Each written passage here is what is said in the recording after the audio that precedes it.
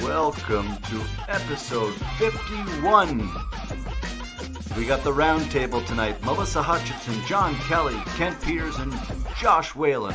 Thanks to our sponsors at Conway Customs and Privateer Harley Davidson. Let's do it. Hello, everyone. Welcome to episode 51.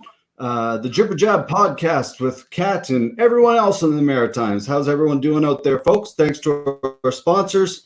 We got a great lineup for us tonight. Let's bring them all in, shall we? Let's do it. All right, here they are, folks. Excellent. Let's welcome in the middle, John Kelly, black belt from St. John. Obviously, MXT St. John has a few clubs under him. John, how are you, sir? Oh, very good. And yourself? Excellent. Thank you. Next on the right here, we have Melyssa Hutchison, the owner of Synergy BJJ in Fredericton, New Brunswick. Melyssa, welcome. Thank you. Awesome. Thanks for joining us. And of course, my partner in crime down below, sitting in the forest as usual, the owner of Abhaya Mixed Martial Arts, John Foster. Yo.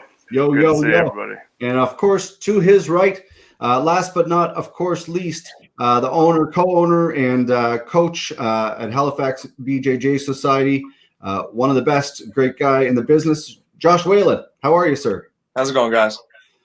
Awesome. This is working. This looks good. Thanks to everybody for joining us. And, obviously we're talking about martial arts. We're talking about martial arts in the Maritimes, how you're all business owners. Every single person on here right now, myself included, I'm not a club owner, but how are you all dealing with this and, what we're dealing with right now? And let's start ladies first, shall we? Well, Synergy is going through a bit of a bigger transition right now. This is a big thing and obviously extremely uncertain. I've heard predictions as we may go back in June. I've heard predictions that we're going back next year. So with that, we were just in a position where we couldn't afford the rent in the place that we were in. So our decision was to pack up our mats. They are currently in storage. Oh, wow. Yeah, that's a big one. Yeah. So shit. For us, I rented out mats to some of our students, our members, as a way to keep people rolling and drilling. I built a great little jiu-jitsu room in my basement. It's awesome. And I have a son who's willing to roll and drill with me, so I feel pretty lucky. But other than that, everything's in storage. So when we reopen, whenever that is, we are going to be starting fresh, which is kind of exciting too. Wow. So, for us, it was also about making the members feel comfortable and making sure that they know that we are a strong team. They know that, and that even though we're going through this big transition, our team strength comes from the fact that we have an awesome crew, not the location. So We'll come back, and we'll come back strong. It's just when, and that's anybody's guess. It is. Yeah, very, very well said. John, I assume somewhat similar? No, I looked into it, and there's a program. I can't remember if it's federal or what, but if your landlord will reduce your rent by 25%, and you kick in 25, the government will pay 50% of your rent for April, May, and June, and you apply for that. So I'm looking into that, and I'm harassing the government every day to try and get some answers, find out when we can reopen. I was kind of scared about these fines they were talking about in New Brunswick, so I've been assured that they're not looking out to fine everybody or anything like that. And I want to find out about amendments too, because I've had this idea about if you could have one assigned partner at your gym. So you show up, your partner shows up, you guys social distance from everybody else, and if they don't show up, you can't train. But you're assigned one partner for all of this COVID. So I'm just trying to find out, maybe nobody in the government thought of that, or maybe it'll apply to soccer and other places. And so that's my next mission, is to see who can approve amendments to these protocols so that we can get going in some capacity. Very smart. That's great to hear that you guys are kind of sticking it out, and you just never know what's going to happen, man. So, Mr. Whalen, how about yourself? Yeah, we were put in a pretty precarious position there. It was kind of before this all kicked off, we were looking at expanding the gym, actually. So we were really close to signing a second lease, and if that deal had been signed, we would have been done. Oh, we man. would have had to pay 2 different rents, and we could work it out where we would have been okay paying the double rent at the new place and then the rent at the old place. It would have wiped us right out. So thankfully we didn't sign anything at the moment, and so we got to kind of like, just a chance of luck there. We were one of the first gyms to close down. Like John mentioned, there's a lot of programs we're going to try to take advantage of. And just kind of playing it month by month. You don't really know what's going to happen here. Worst case scenario, if we got to shut down and look for a new facility, that's kind of like something we're thinking about. But, hoping that better news comes out soon. Yeah, it's scary shit. Like, it really is. And all of you guys and girls, not only do you own a business, but you all are people that people look up to. Whether it's kids or adults or people look to you people, not you people. I don't want to say you people, but you guys and girls. Shit, don't kick me off my own podcast for saying you people. But you know what I mean? People look up to you for workouts, motivation. I know how I feel about my coaches and how I feel about you guys when I train with you at Halifax Jiu-Jitsu. So it's very important to have you guys around, So Foster, how about yourself, man? I know how you're dealing with it, but how are you dealing with it for the public? Well, I had someone contact me today and ask when we were opening, and then I had someone email me from Motive and ask when we were opening. Everyone feels like us as business owners and club owners have all these answers, like someone's actually giving us information. But we're completely in the dark. Josh knows, he's in Nova Scotia. We're still falling into the same thing, and I didn't watch the update again today because nothing's happened in like 6 fucking weeks. So.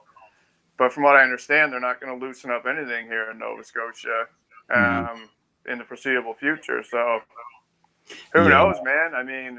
With Abhaya, I'm in a situation where I own the building, but I lease the land. And I basically have just told the railroad down in Texas to go float for a while. And then with Motive, it's so expensive. Even with the rent deferral, it only dropped it down about 30%. So really hoping to be able to take advantage of the rent forgiveness program that they've talked about, but haven't released any information on yet. I think the information's coming out tomorrow, maybe. Josh, that might be something you guys might be able to look into. But I'm looking into that hard for Motive, but I don't know what's going to happen right now. That's what's going to kill me. Coming up with that rent for no reason, just to store my equipment right now, basically, and work out by myself. Yeah, Ray McKinnon here, who we all know very well. He just posted, government is not helping. You're concerned about martial arts schools, dance, or yoga. How do you feel about that, Melyssa? That the government's not concerned about us? Just in general, how do you feel the response has been overall? I guess, and I'm not trying to create controversy. I myself. Overall, and again, I work in travel, and well, not anymore, but and also in fighting. And at the end of the day, both those industries are kind of gone, right? So, but I think they've done a good job here in Nova Scotia, even though they're letting it go on a little bit longer. I think they've done a good job. What do you feel, Melyssa? I don't know. I think that economics always comes into it, and I think people are putting pressure on to open up. So. If the right pressure is put on, then we might be able to go back earlier than maybe some people might deem as safe. And that's, I think, the tricky part for people. Some people are really erring on the side of caution, and some people just want to get back and start making the money again. For us, I think it's a little bit different because we are also concerned for our teams, for their well-being. So we want to do the right thing. It seems like New Brunswick handled this a lot better in the first place in general. Like, your numbers were way lower, and it seems like you're opening up more faster. We're opening up really fast, but also smart. I just went back to work today for the first day back. Yeah, I seen it online. That's awesome. It was great. It was a really good. The protocol is, it's very strict. We're not just going back to work like we used to. And so I think when we do go back to our sports like jiu-jitsu and other martial arts and stuff like that, then it might look very different, and we might have to follow some rules that we don't want to follow. So. Yeah, well, and that's very true, and it kind of brings me to a point I was talking to John Kelly about, and John's kind of he's looking. I don't know how adamant you are, John, about it, but you really want to be one of those clubs that kind of comes out as here's how we should open, and here's maybe the protocols that we can follow. Maybe do you mind kind of going into that and what you kind of? Yeah, well, basically, since we do have such low numbers, I don't know why, but since we do, and we should be able to open up quicker, it'd be nice to kind of get some protocols going and just prove that they do work and that COVID isn't spreading, and then hopefully everybody else can just piggyback on that. I know my friends in Alberta are kind of watching down here too, and it was nice. I was talking to the economic development of St. John, and they finally tracked down somebody for me to call. So I'm going to call tomorrow and find out what more I can do. Nice. Yeah, there was a good podcast. I think Stephen Kesting did it with an American immunologist. It was quite interesting, and it seems like everybody has the same ideas on how to reopen. And even the IJF, the International Judo Federation, they're opening up, given the same kind of protocols for certain phases of the COVID and how to train within those protocols. So it's good. Everybody seems to be on the same page. But one thing with the government, nobody wants to say, yes, you can do that. And next thing there's a flare up and now they're on the hook. So the government's good at telling you what you can't do, but nobody wants to. And I understand, like, totally. So much liability. Yeah, like our premier's not going to go, yeah, that's a great idea. And then all of a sudden, because right now they look really good in New Brunswick, so everybody's giving them a pat on the back, which is they deserve. But yeah, they're not going to really willy-nilly come out and say, yeah, no problem, do this, do that. And because Brazilian Jiu-Jitsu is like the worst thing you could do for COVID, right? Yeah, it's definitely up there. Hey, Josh, Whalen? Yeah, pretty much, buddy. How are you guys dealing with it? And obviously, Halifax Jiu-Jitsu, you're I guess probably one of the newest clubs, I would say, in the Maritimes. You've been around probably 2 years now, but you've grown so much, and you've done a lot of really, really great things. How are your students dealing with it? We've been doing like Zoom chat sessions kind of thing like this year, just kind of to keep in touch with everybody. We haven't been running any programs. I find it kind of disheartening when I listen to that Stephen Kesting podcast talking about like, all right, we're going to get people to come in. They're going to follow little check marks and everybody's going to not stay from anybody. I'm like, it just doesn't seem realistic way to operate to me, Yeah. Yeah, man. Hard to do jiu-jitsu without touching people. It's stupid. Yeah, I'm not sure how that's going to look. Like, are we going to have like, you do your little... It doesn't make any sense. Like, anyone that puts any kind of restrictions in like that is just being retarded because, I mean, you got to be able to touch people. I think dealing with like an isolated smaller group of 40 or 50 people makes more sense than trying to run martial arts classes in 6-foot squares without touching each other. Give me a break. Like, what's the point, right? Yeah. I saw today, I actually read an article about the gyms in Georgia opened up. And obviously that's the problem. Things are based on other places and how they're dealing with it. That's where we're getting information, which is fine. There's a CrossFit gym open in Cape Breton now. They were just like, we're going to go bankrupt, so we're reopening. There's no cases in Cape Breton, do something. And I'm just kind of waiting to hear if someone does something before I make any moves, obviously, right? Like when they reopened, it was like, I think you have to have your temperature checked twice, and you can only make appointments to work out 3 times a week. And there's shower curtains on either side of the treadmill. So no way. Yeah. Who knows? Right? I'm not going to do any of that foolishness either. Like, obviously there'll be different things like hand sanitizer, maybe keep your spaces up. But there's no way I'm stringing shower curtains up through my cardio machines and doing all this ridiculousness when literally nobody in the Annapolis Valley or this side of the province has coronavirus. Unless they like do have shower curtains. If everyone from Josh's gym comes to my gym, I might have a problem. But I'm just kidding. I love it. Yeah, I don't know. I think it's all in Northwood or up in HRM now for as far as Nova Scotia. You're generalizing. Hey man, you're in the forest. No one's like around you. 100,000 people out of those people. Yeah, you people in the forest.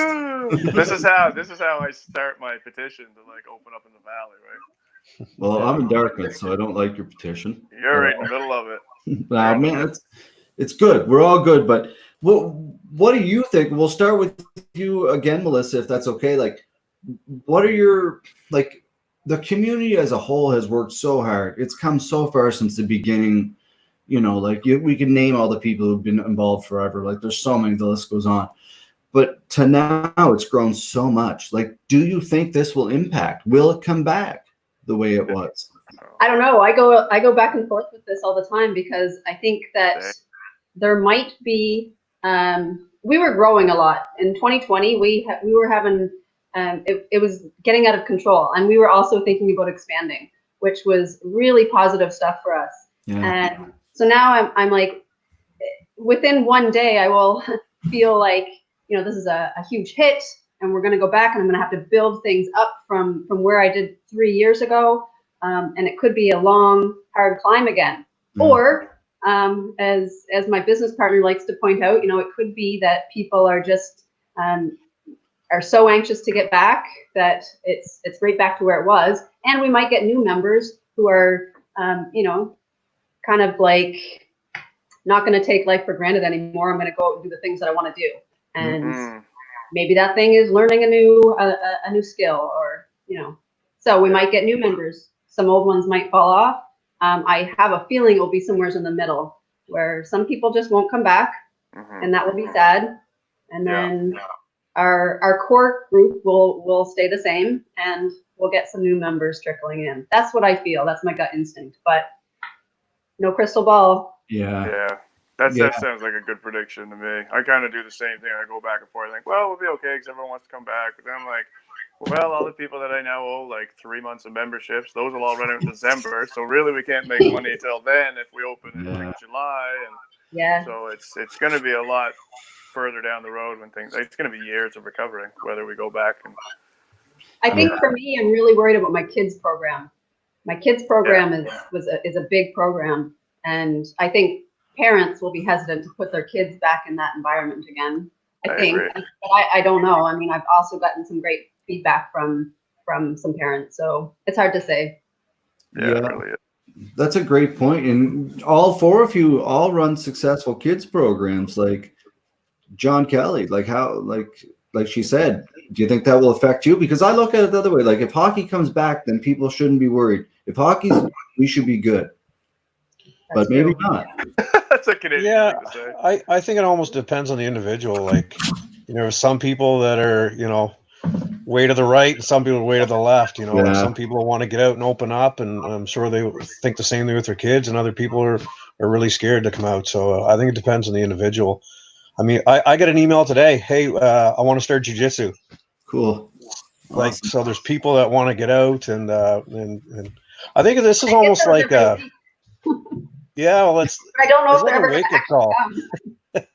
It's like a wake-up call for people. Like, if you ever wanted to do something before, like skydiving or whatever it was, like this is the closest. Like they say, life's too short, and this is like being dead for 4 months, and now all of a sudden, no, you get a second chance. So I do think that people will generally come out and start to get off the couch and get into the gym. Kids, I don't know, we're kind of scary sometimes with the kids, but like Quebec is letting the daycares and schools all open up outside Montreal, so that'll be a big sign too. Well, like you guys, like you all, a lot of you, correct me if I'm wrong, but you base your classes off if school is running or not, right? So if school is running, again, you should be safe and good to go, I would think. But that's usually our policy, and then school closures got so ridiculous, we just play it by ear now. Yeah, so do we. Yeah. So, but schools are running. That's a good sign that we can reopen, but that's also, that's a different. In here, it's a different phase. Like jiu-jitsu, really in New Brunswick is under phase 4, and phase 4 there's no date for it. It's when there's a vaccine. So. Yeah. Well, that was the thing I was asking the government. Do you consider me a yoga studio or an organized sport? And I don't want to. Yoga people aren't like in each other's spaces quite as closely as we are. Yeah, but to me, it's just kind of. But the government said to me, you have to interpret the guidelines yourself. Perfect. And figure it out. And it's like, okay, but with that $10,000 fine that I'm always worried about, it's like, well, I don't really want to interpret it and get a big fine, so. That's why I just keep harassing everybody, the health department and the medical office and anybody will listen. So, yeah, it's scary stuff. It's crazy it's almost hard to fathom to be completely honest. I've sat here so many days in my house and just sat and I go, what? Is this for real? Like, not that it's like I understand what's going on, but it's just it's for anyone in art. Like, no one's experienced this on the planet before. So it's quite, Whalen, like, you work, really hard behind the scenes in your club and with the kids, with the adults. You're gonna move. The effects, like you said, could last a couple of years. Like, what advice do you have for other people kind of going through this that just started something? Like, Foster and I are kind of going through this. We obviously just started a business, a year ago. Like, what advice do you have for people going through this? Well, it's kind of interesting because I kind of approached my business from a different kind of attitude. When we opened, I set it up as a nonprofit because I didn't have any idea that I would be making a profit from jiu-jitsu. I didn't even fathom that we would be nearly that successful. I thought I'd be pouring money into the gyms to keep it alive. So within that first year, the whole community shocked me so much by giving us this great opportunity that it gave us the support we need to kind of weather any storm in a way, because I wasn't siphoning anything off for myself, if that makes sense. So we do have a really healthy store that maybe other businesses might not have because they were paying, themselves. We're paying our instructors a bit, so we still got enough to make it through. But it's going to be tough. So if it's tough for us, it's going to be real tough for a lot of other people. Yeah. Foster. Yeah, man. I mean, I think planning and like Melyssa's idea of shutting down and moving her mats and looking for a new location. I mean, yeah, if we're out for 6 months, that's a huge amount of money you're just pissing away in rent or lease. Whalen, I mean, it sounds like you have things put together properly, running a business that you have a few months to get through. I'm in the same boat, but if this goes on for a long time, it's going to be, I don't know. I got to make some decisions of what I'm willing to sacrifice to have a business at the end of it, I guess, right? Like, and that's why I want to open up right away. Children. Like, I want to open up immediately. Like, whatever, if they'll only let us do jumping jacks with 10 people in the room, that's what I want to do. Just again to prove. I can't hear John at all. Sorry, that's why. Okay, just hold up. Yeah. Yeah. So basically, I just basically want to open up and whatever protocols the government allows, whatever capacity, and just to run. I'll start with adults classes first. I won't do any kids, of course, but and just keep running and doing what they allow us to do, just to show that we are healthy and we're not contracting the virus. I think it's better than me just waiting until everything's perfect and we can all roll with 10 different people a night. I'd rather just open right away and whatever capacity they'll allow. So that's actually very smart, John. John Foster, maybe you just want to take yourself out and pull yourself back in. You might be good there. That's really smart, John Kelly, to mention. Like, even if you can go in and just do jumping jacks, what the hell, right? It's important, and especially right now, like with mental health, man. Like, it's beautiful out. It's a weird time. Like, everybody usually would be excited. It's summer. I got to get that summer training in for that summer body. Not that I've ever worked on that, but I know what you're talking. And it's weird right now. Like, I feel like the threat of the disease is almost pales into comparison about the economic and the mental issues that we're going to be facing. I feel like you're going to have a lot of people losing their jobs, losing their business, committing suicide, having these mental health problems is going to make the virus look like a pale in comparison. I agree. And I know it's contagious and it's bad for most people, but like, since I've been in my house, I went out on the deck to see one of the meteor showers, and I could hear a bunch of teenagers partying up the road. So that's not social distancing. Man, go to my son and I walk by a basketball court, and there's like 15 teenagers playing. You can't tell me they're all from the same household. Yeah. And then uptown, you see all the bums picking up old discarded cigarette butts to smoke. So that's not social distancing either. So I just, if it was that contagious, then everybody in St. John would have it. Let's just put it that way. Yeah, and, Melyssa, I think everybody's getting to feel that same way now. Like, it's frustrating from my end. It's like, again, I don't want anyone to get sick. I'm the biggest baby when it comes to the flu or anything like that. John's having some issues here, but it's so important to build your immune system up and get out there and stay positive and stay healthy. And it's if I can go to Walmart and there's hundreds of people there, and I can't go to the gym, it's infuriating to me a little bit, but how are you dealing with that, Melyssa? Have people mentioned that to you, or, like my students and teammates? Just in general, has that been talked to you? Or I know most people are really dealing with it really well. But I think people are starting now with the weather getting nice. I think it's going to be hard. Yeah, I think people are frustrated for sure. But ultimately, like the safety of our community as a whole is more important than individually. Individually, we might be fine, contract the virus, carry on, but it's about the community as a whole. And I think that's the struggle people are having with it. Looking around and saying, "Well, I don't know anybody who's sick, so and I'm healthy, we should be fine." But I'm a rule follower to a fault sometimes, so I'm going to make sure that everybody is safe before we reopen. And also, but I also want to make sure that I don't take it too far. And I agree with John Kelly that getting back in there as soon as we're able is the best idea. But it's a balance again of safety versus what we want. What we want isn't always the safest thing. So. Yeah, that's very true. And it's I don't know how you guys feel about it, but I hear a lot of people say, it's I don't want to see old people get sick either, but it's not just old people. There's so many people who are immune compromised that people are forgetting about, in society, right? That is unfair. Like those people and seniors, that's who and a lot of people too, like seniors, like my parents worked their ass off their whole life. I don't want to see them get sick. They should be enjoying their retirement. So, yeah, it's with all the doom and gloom. I got to ask you, starting with you, John. Let's go with you, Josh Whalen. Let's drop some the best training story. What's your best training memory? Like, why should people get into jiu-jitsu? Like, there's obviously funny stories. I'm sure. Like we know lots, but I think back.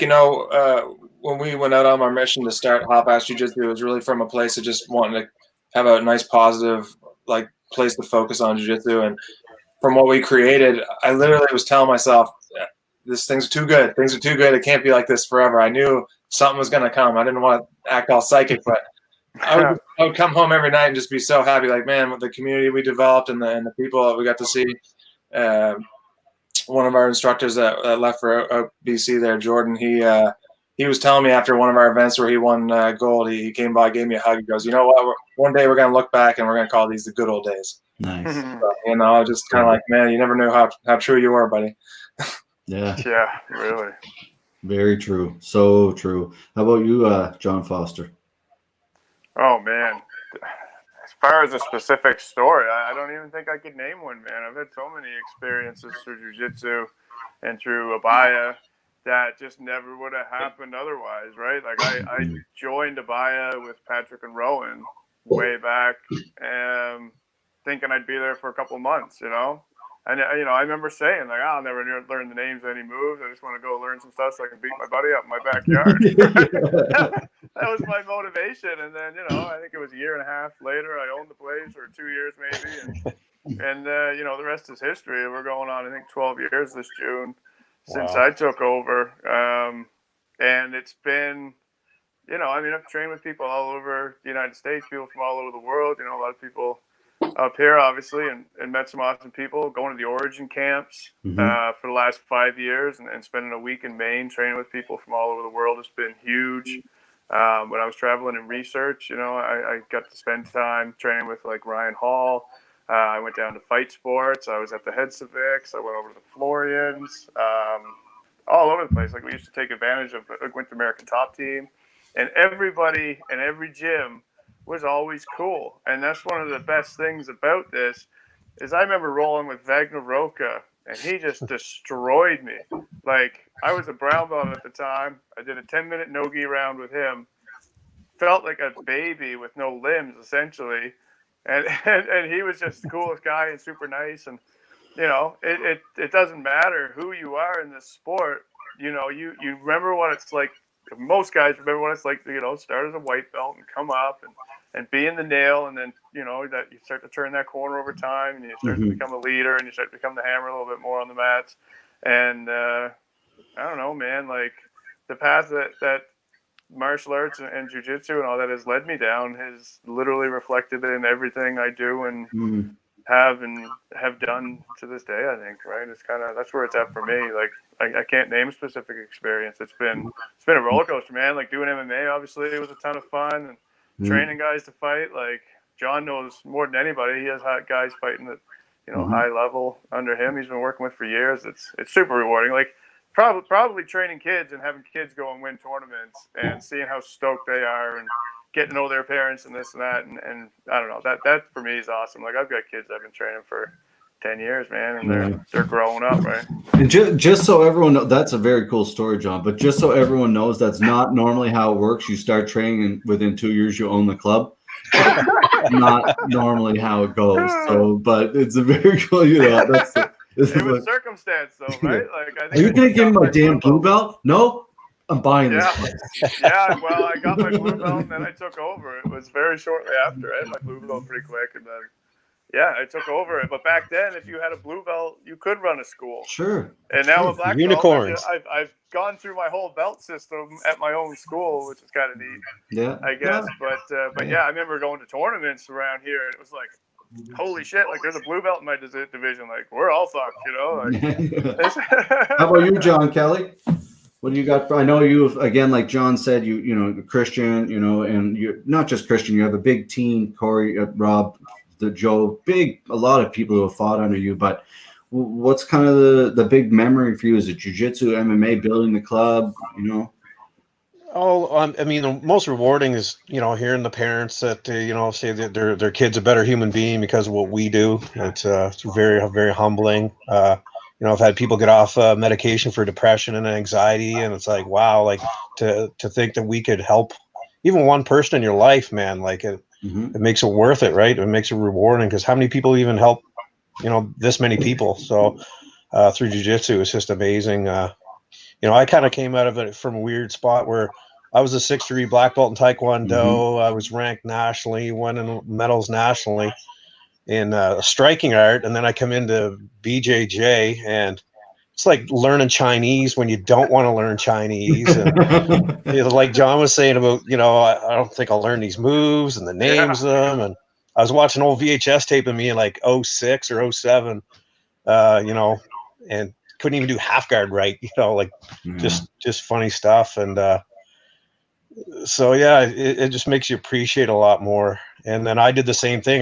There was no place to train, so I would travel to Miramichi and learn what I could, and come back and train with 5 or 6 guys, and kind of built a gym around myself to train at. So it's pretty neat. Just looking back here, it's like, whoever thought we'd be sitting here now with this great community that we have, and just like the blue belt, they were like unicorns. We had heard about these blue belts, even my white belt, like you couldn't even buy a white belt back then with a sleeve on it. So like get like a Taekwondo white belt, put some electrical tape on the end so you can get your stripes on it. Like, just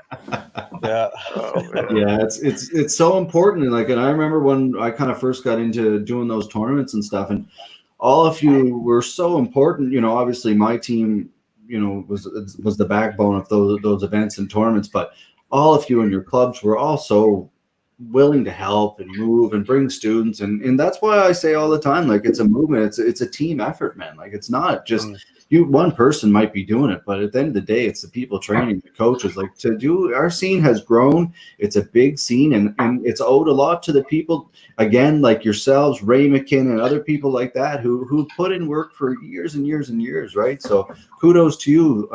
Melyssa, last but not least, what's a favorite memory for you in the whole I guess, thought of a good one. Yeah, you got up those. Well, I was just going to say all the same things that these guys have already said. It's been interesting watching the community grow, and it was such a small little core group when we started. But we've all known each other for most of this journey. I started at Abhaya. That was my team where I started, and I've had 3 teams since. So I think, and each and every one has meant the world to me. So I don't know. It's been all great. Competing. I always say, it's sometimes a hard sell to get students and teammates to compete. But if there's one thing that really can show you what you're made of, it's going to compete, because it's not like rolling on your home mats. So once those tournaments open back up again, let's get everybody out there. Yeah. Michael, I wanted to. sorry, John. No. Just before Michael Conley here from Gagetown said they're going to do a giant open mat.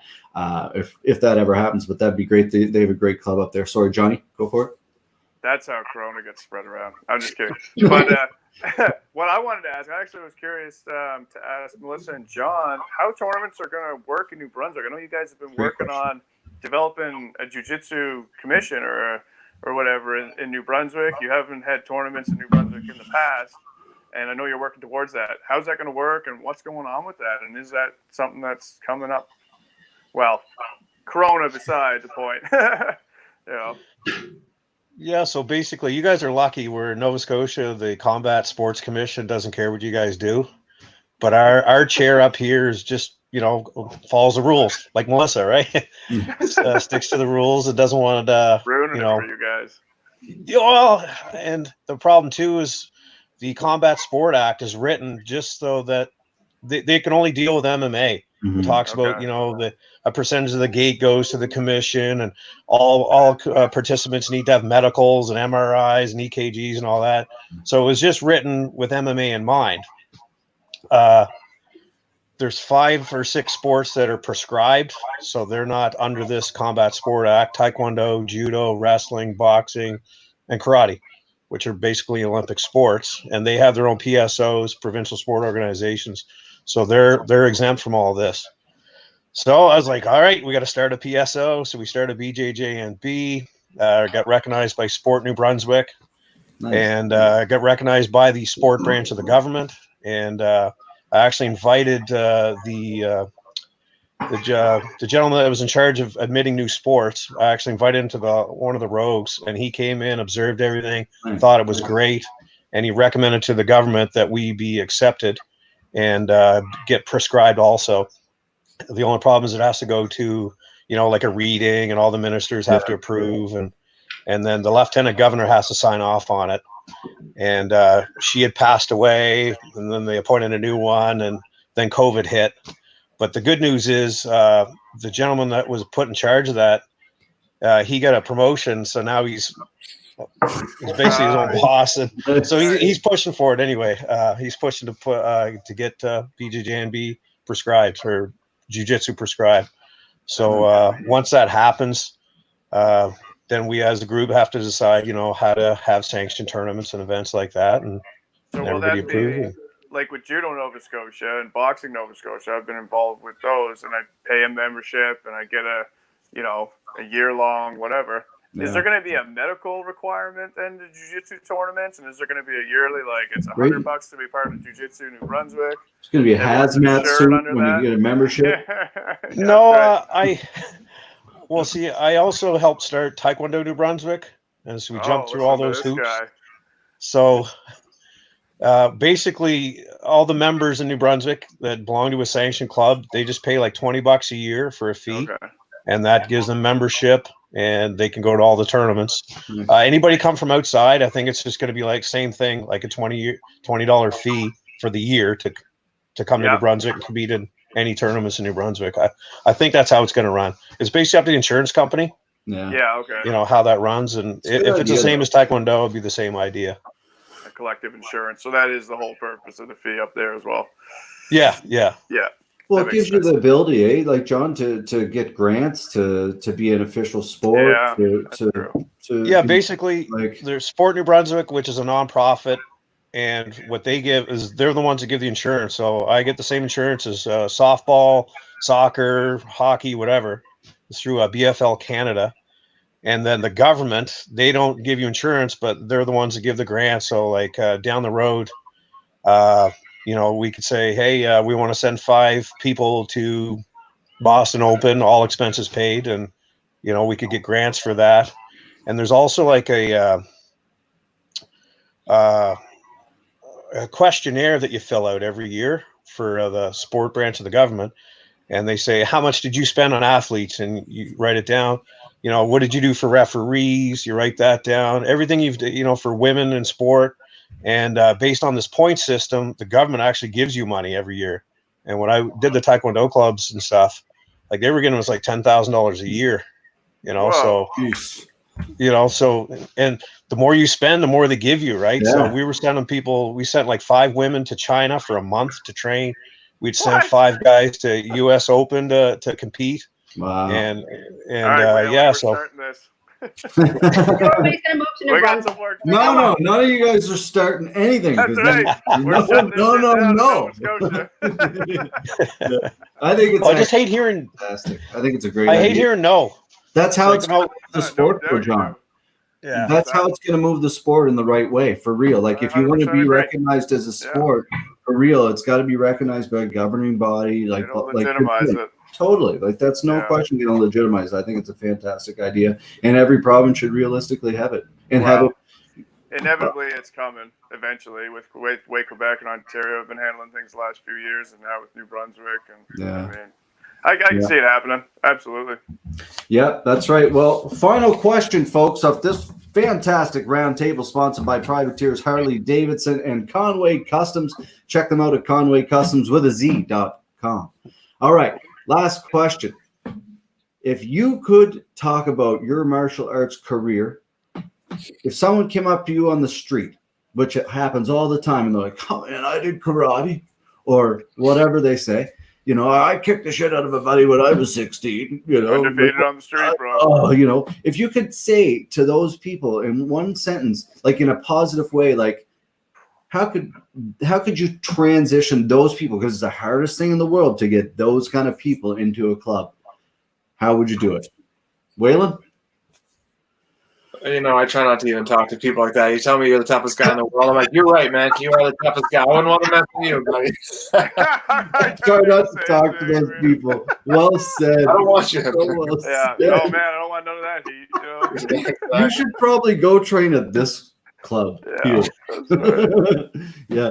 We're closed any day that ends with a Y. How about you, Melyssa? I don't know. I tell them you don't know what you don't know. So That's a good way of putting it. Yeah. get on the mat. Yeah. Test that skill. Yeah. Yeah. Johnny? Yeah, I basically just, it sounds ridiculous, but I tell people, like, this will change your life. It's not going to just, it's not just something to do. It's going to change the way you think. It's going to change the way you learn things. It's going to change your physical and mental ability throughout stressful situations. I mean, the benefits are ongoing. Yeah. When I first started out, man, like all of us, I'm sure, I'd chase people down and tell them all day how great jiu-jitsu was and they need to be doing it and hand them until they showed up and be like, see, it's amazing. And they'd be like, it's not really for me.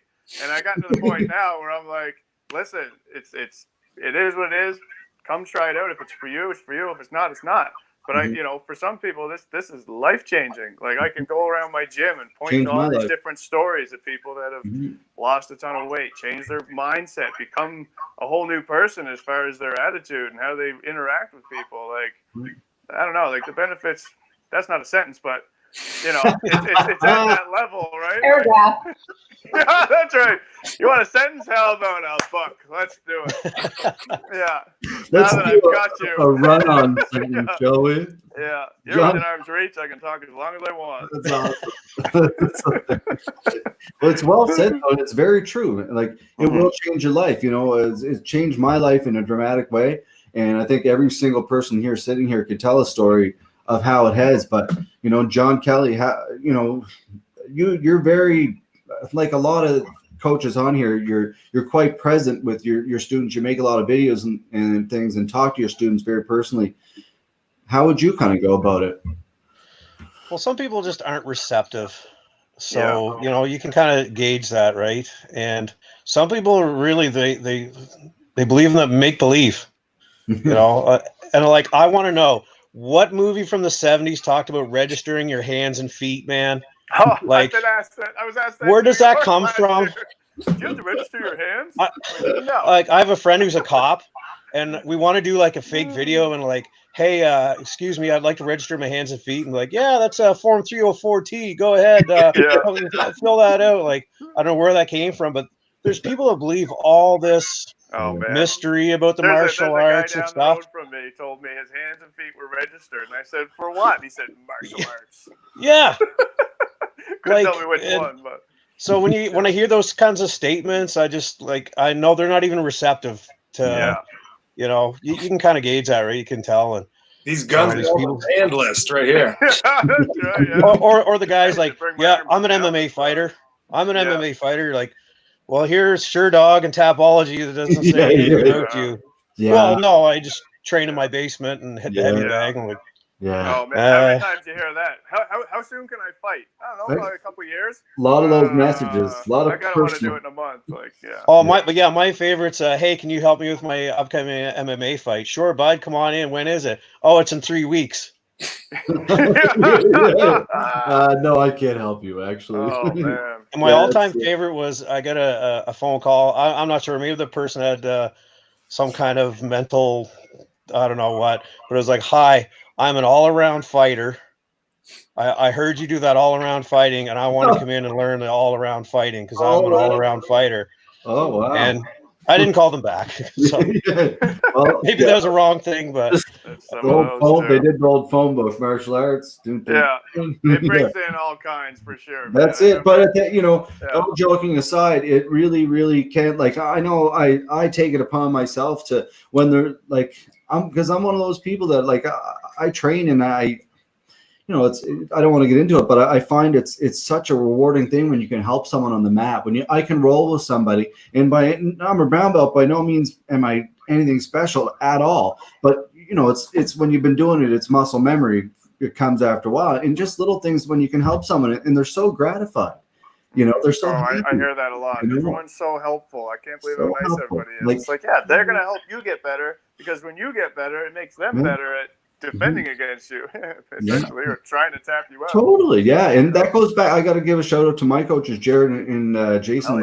They've been incredible for like that mentality, and it's also the same where I train now at Halifax Jiu-Jitsu with Whalen and Joel and all Christine and Presley. The list goes on, but it's so important to have that welcoming atmosphere in just overall good positive vibes, especially in this world that we're dealing with today. So with that being said, folks, I want to join you guys. I want to join you guys. I'm already joining you guys. I want to say goodbye and thank you very much for joining us. Everybody that's tuning in, this is what we'll call roundtable discussion number 1. We're going to have 3 or 4 of these with kind of influencers, martial arts owners, people in the community, wonderful people that we know, such as these 4. And, this episode will be available tomorrow on YouTube as well as Spotify. Now all our episodes are available on Spotify, so you can listen to them while you're driving around your province and not leaving, or listen to them at the house while you're also not leaving, or at the gym working out by yourself, whatever you want to do. But, the shower curtain. Well, they're gonna sell shower curtains with like a speaker inside of it or something coming up. I'm gonna go clean out Walmart here now. Amazon for $100 each. You'll be like that guy. But all the Lysol. The Lysol. Yeah. I'll be that asshole. I'll just be sitting there with 1,000 shower curtains that I can't sell. All right. Well, before we let you go, guys, again, thank you for joining us. Lots of love to you. Best of luck in the future, and obviously we'll have you on again in the future, hopefully to talk about whatever it is martial arts in the near future when we can get going again. So lots of love to Josh Whalen. See you, my man. Melyssa. Good to see everybody. See you, Melyssa. And last but not least, John Kelly. Woo! Awesome. Great episode, my man. That was cool. Yeah, it was fantastic. That's what it's about, talking to people in the community who really have the influence. People don't want to listen to us. Well, maybe you, but these are the people in the community that people want to hear from, that they care dear, they're dear man. I to thought it was really good. I mean, you had Halifax, St. John, Fredericton, the Valley. Yeah. I mean, we all really don't know what's going on, but it's kind of good for everybody in Atlantic Canada.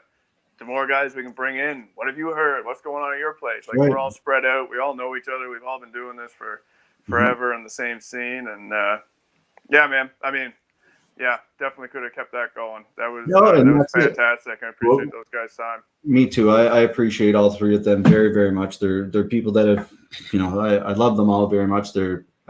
I have great memories, very fond memories of John Kelly and bringing like his whole damn team to our events, and Melyssa and Josh doing the same thing, and reffing and being part of just everything in the scene to help everything grow, right? And they've all reffed at my tournaments and brought people, and it's fantastic. Wonderful people, and that's what it's about. And I just want to give them a virtual hug. and thank them for joining us here. And everyone stay healthy. Thank you for everyone working on the front lines, the first responders, the truckers, the doctors, the nurses. The list goes on and on. The person working at needs, whatever you're doing for keeping us safe. Thank you. Keep doing it. We love you, and we'll see you tomorrow night, folks. If you can be anything in this world, John, be kind, brother. All right, man. We'll see you tomorrow night, folks. Episode 51 in the books.